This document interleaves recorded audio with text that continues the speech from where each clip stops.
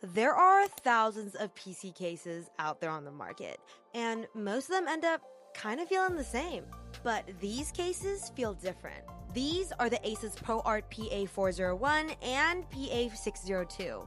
And what I like about them is that they're made with aesthetic gamers in mind.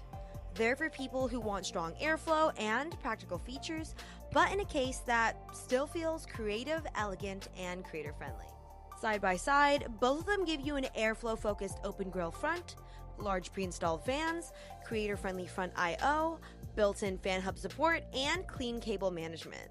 The PA401 is great if you want something more compact, and the PA602 is great if you want more room for a bigger, higher performance build. Plus, you also get things like a front dust indicator, more drive support, and built-in wheels.